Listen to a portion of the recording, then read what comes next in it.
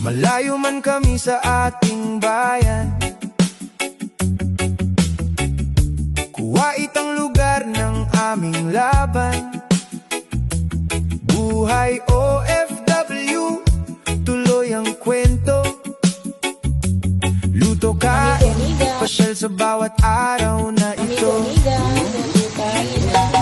Happy, happy lang, enjoy sa bawat araw.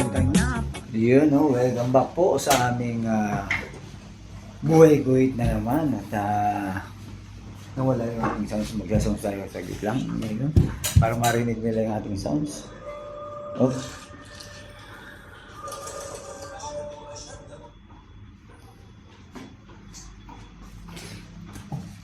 Balik tayo dito sa niluluto ni Amiga. At Amiga, ano ba yan? Burger steak. Burger steak, ayan. At kanina habang wala si Amiga, kasi karating lang ni Amiga, prinito ko na itong patty natin. At siyempre sa burger steak natin, meron tayo ditong mushroom, bawang, at saka sibuyas. At ito yung ating, ilang piraso yung burger patty mo? 20 pieces yan na burger patty natin, mga amigo at amiga. At itong minuto ng amiga ay mas masarap pa to sa Jollibee. Tama? Kasi Jollibee lang ba may burger steak? McDonald's wala naman, di ba? Hindi kasi ito na-order ng burger steak sa kanila. Yun! Pero mas masarap ang luto. Yes! It's the best! Joke lang po. Favorite ko lang sa Jollibee spaghetti. Bango. Kasi nga, ang ginawa ni Amiga, butter yung pangniluto niya. Madali na to kasi nga, pinito ko na yung patty. Kumbaga, ang gagawin niya ni Amiga, parang mag-isa-isa lang na yun. Tapos, nalagay niya na yung mushroom. Ito yung magiging natin, baon, tanghalian, hapunan. Yan na yan. Isang luto na ni Amiga para siyempre alam mo na, buhay OFW, lahat ng OFW nakaka-relate na dyan. Kumbaga parang save energy, save time, para save lahat. Para ang oras natin napakahalaga pagka OFW ka, napakahalaga ng pahinga habang dito ka sa bahay, di ba? Yung iba, hindi ko lang maintindihan sa iba. Yung iba, ang lakas ng kanila, ng energy talaga. Sobrang energy kasi pagka galing sa trabaho, tatambay pa din sa labas. Kahit sobrang init. Sobrang init na. Hindi naman natin ako na, pero hanga nga ako sa kanila. Ang init na, tapos alam mo yun, nagsisigarilyo pa din sa, tapos may kape pa. Sabi ko pa, paano yung nagagawa yung ganyang kalakas? Kumbaga parang iba ang lakas ng mga gumagawa niya, hindi pang karaniwang tao. Hindi, joke lang mga amigo at amiga. At kung lang tayo, happy lang at tayo nag-enjoy lang mga amigo at amiga. Alam niyo naman, minsan kailangan lang natin ng konting joke para tayo ay sumaya. Kung gusto mong sumaya, sumawa ka. Yung iba pumapalakpak pag masaya. Pero si Amiga, pag masaya, kumakain. Ayan. Kasi ganyan kami mga OFW. Pag masaya, pagod at lahat na pagkain ang kahinaan natin. At kami ni Amiga pagkain, ayaw ko. Lahat ng bisyo ayaw natin iwasan, pero ang pagkain, alam niyo na. Ito yung isa sa pinaka-paborito natin, ang kumain.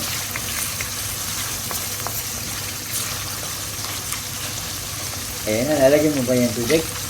Ibuhos mo na yan. At para makita na yan, may tubig. Yun, no? Ayan, dami nating burger steak. Pambaon natin to, kaya solid na naman ang baon natin. Alam niyo na, yung ating mahiwagang baonan. Kapag break time ko, bago ako mag-break, iniinit ko yun. At yun yung bago. Ha? O sir, kaya ko nang luto yan. Kaya, yan, yung mantiga niyan talagang nabawasan na o talagang tumulo na. Ayan. Hindi ko masyado siyang niluto kasi nga para malambot siya. Diba? Kasi niluto mo pa naman dito eh. Pero yung iba dyan, medyo solid na ang pagkakaluto. Yung naririnig nyo, washing machine natin niya. Kasi naglalabas si Amiga. Naglalabas si Amiga dito habang may nakabang dito na ewan ko ano gagawin ni Amiga dito sa baka na to. At siguro minuno daw. Abangan natin kung ano gagawin ni Amiga dyan. At tayo ay tayo dito sa ating ginagawa. Sabi nga ni Amiga, burger steak ang gagawin niya. Lagyan natin si Amiga at ilalagay niya daw itong beef cubes. Ayan. Ilang beef cubes yung nilagay mo? Yung beef cubes at para lalo siya maglasang lasa. Ito na ang ating pagkain mga ka-OFW, mga Don Gitote YouTube channel, mga amigo't amiga. At syempre, ang ating laman ng ating channel pagluto. Sana naririnig niyo yung kanta na yaman na namin ang ating video at ang OFW nating kanta ay luto, kain, trabaho, pasyal. At yan ang buhay OFW. Yun, respeto at ingat ang lagi kong mensahe. Yan ang lagi natin sinasabi, di ba? At lahat naman tayo bilang isang OFW ay nangangarap na makauwi balang araw, di ba? At hindi tayo dapat maging isang OFW lang. Dapat umuwi tayo sa ating dati nga sabi nga natin pinapangarap ko mag-abroad. Ngayon, pinapangarap ko naman ng umuwi nung ako'y nandito na. At sa Amiga, habang tayo dumadaldal dyan, ang ginagawa mo, parang yan, Amiga? Yan sa pampalapot sa natin. Yung Burger pampalampot sa kanyang burger steak. At tawagin mo ako, Amiga, at may gagawa lang ako dito at babalikan natin yan. Ayan, lagay natin itong pampalapot at yan ang nagpapasarap din. Yung medyo lagkitin. Lagkitan. Pampalapot lang. Oo, ay kasi masarap. Minsan, di ba, sabi nga natin, masarap yung parang medyo malapot-lapot. Ako gusto ko yung ganun. Hindi yung, lalo na pagka yung mga sauce talaga.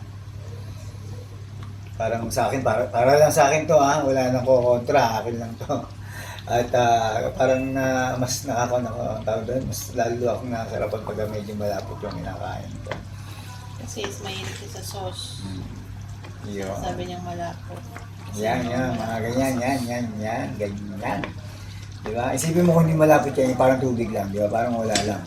Kaya, nilagay na ni Amiga yung kanyang burger patty niya. At luto na naman yung burger patty na yan, kaya yan ang ating, ulitin ko na naman, baon, tanghalian, hapunan, at kaya kami maraming niluto na Amiga. Baka sabihin naman na uubos lagi namin ng aming pagkain kasi kung magluto si Amiga marami. Yan po kasi ay sama-sama na yung buong araw namin para sabi nga namin. Hindi lang buong araw, parang isang linggo. Minsan hindi, pagka dalawang putahe nakikita yung niluto na Amiga, tumatagal sa amin ng 1 week. Pero kasi kaya namin ginagawa yun pag sabi nga natin pag OFW ka, napaka-importante ng oras para sa amin. Dahil lang gusto lang namin pag nandito, pag relax lang, pagka day off, relax lang, magkakanta kami ng Amiga, yung wala na lang tayong masyadong ginagawa. Hanggat maaari, kalmahan na lang tayo pagka day off at yung ating pag-uwi sa bahay ay pahinga na lang at kahit pa paano mag-relax, manonood ng mga pelikula or yung ating YouTube. Yung YouTube ay lalo na ngayon, mahilig na po ako ngayon manood ng ating ano tawag nung kanina Gabo? Series ba yun? Series. Ayun, teleserye. Parang ngayon, basta series. Dati hindi ako nanonood ng ganyan. Nung dumating akong bilang isang OFW, sinusundan ko na simula kay Tanggol pa yan. Akalain mong yun. At dati hindi ako nanonood ng ganyan. Dati akala ko, TV ko lang. Dati pag nanonood ako, basketball lang eh. Ngayon, masarap palang may inaabangan din. Lalo nang wala kang choice. Mag-YouTube ka. Tanggol ba yung una natin pinapanood? Ewan ko, yung probinsyano. isa pa, Probinsyano. Probinsyano ba yan? Probinsyano, Anong tapos pangalan ang niya? pangalan, Batang Quiapo. Ano pangalan ba ni Coco Martin sa probinsyano? Probinsyano, si Juan. Basta yun na yun. Si Juan. Yun na yun, basta. Malaki ang naitulong sa amin ni Coco Martin. Diba? Coco, baka naman, kaya lang yan Malipas oras. pampalipas oras, di ba? Parang sabi nga namin, kasama natin, parte na ng buhay natin yan, ang manood ng kasi nakakalibang naman talaga yung may inaabangan ka, di ba? At katulad dito, inaabangan ko yung luto ni Amiga, inaabangan ko lang siya at tikman mo na Amiga at malamang luto na yan at isang luto na naman ang nangyari sa ating video, isang kayamanan namin namin ito. Iyaman na namin ito mga Minute Amiga, itong video nito. Anong lasa? Siyempre, wala nang sasarapan. Luto na!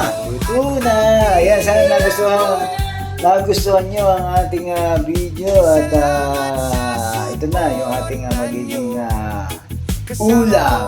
Lutong Amiga, lutong buhay, lutong OFW habang magkatabi tayong basura. Ito yung basura natin. Ang daming basura. At yung nialaban ni Amiga, tapos na rin at maghugas yung Amiga niya malamang-lamang. At hanggang dito na lang mga Minute Amiga. At salamat sa pagsama sa amin. Isang video naman, isang kayamanan na naman namin to at isang alaala namin dito na uwi. Pare-pare sa luto, pagkaminsan, pero iba-iba ang araw. Kaya ingat po, nag-enjoy lang, respeto sa bawat isa. Happy lang. Amiga, magpalang ko na. Ingat po, respeto sa bawat isa. Ay, for this day.